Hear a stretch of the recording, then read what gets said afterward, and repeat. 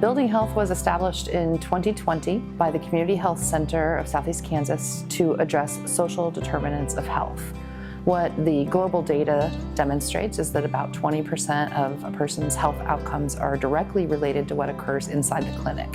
That leaves 70 to 80% of our health outcomes directly related to the world that we live in. And so Building Health was designed to address where we live, how we live, our housing, our transportation, our access to food systems, social isolation, and all of the other elements in our environment that impact our health. Building the Housing Gap was a program created out of necessity.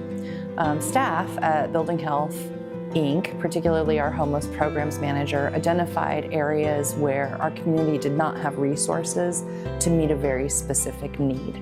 That being the need to provide temporary overnight shelter to highly vulnerable people, specifically during the winter months. The impact of Bridging the Housing Gap project has been fantastic. Our goal was to help vulnerable people be safe when they're experiencing homelessness, as well as be healthy when they're experiencing homelessness. So we have been able to provide overnight temporary shelter in hotel rooms for families, women, children, and single adults over this past year that prevented them from either experiencing hypothermia or frostbite, but also helping keep vulnerable populations from getting enticed into nefarious activities that occur in our community, particularly when people are vulnerable. So one example of how we were able to use funding from Bridging the Housing Gap was when we experienced a cold snap in Southeast Kansas that lasted for about 11 days. The City of Pittsburgh, BHI, and other community partners came together at the First United Methodist Church to open up a warming center, which was primarily utilized by single individuals, many of whom were chronically homeless. They sought refuge there. Well, we also had a woman who showed up with 3 children under the age of 18, whose house was without heat during that time. And rather than asking those children to sleep in that environment, sleep on the floor with people who are experiencing homelessness, we were able to put that family into a hotel room for a couple of nights until their landlord was able to fix their heat. So I mentioned that Bridging the Housing Gap was designed based on the gaps in the programs that we currently have in our community. Our community is amazing in the way that they work together to address social determinants of health, specifically housing and security in this case.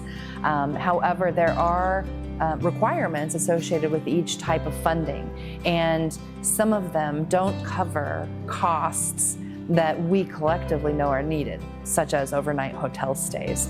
So it's been a real honor to work with the Community Foundation to cover those costs, and also to reach out with our other community partners that are in our homeless response network so that they know that these funding opportunities are available to their clients as well.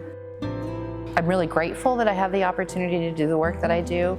I love knowing that my work is focused on not only helping individuals, but also helping the community broadly. I think that's what we're here to do, is to take care of each other, follow the golden rule, and I'm really grateful that I have an opportunity to do that as my profession. A part of the impact that the Community Foundation's granting strategy or approach has is it allows us to identify program needs that aren't being met elsewhere. And we recognize that these funds are so valuable because we can apply them towards needs that nothing else is being applied towards. And therefore, our program staff is very specific about how they use these grant proceeds. Bridging the Housing Gap, we are really intentional to make sure that the hotel stays have an exit into housing, because we could spend the money very quickly providing everybody who needed a hotel room. But what we really strive to do is make sure we are helping people who are highly vulnerable during the last moments they're trying to bridge from homelessness into housing.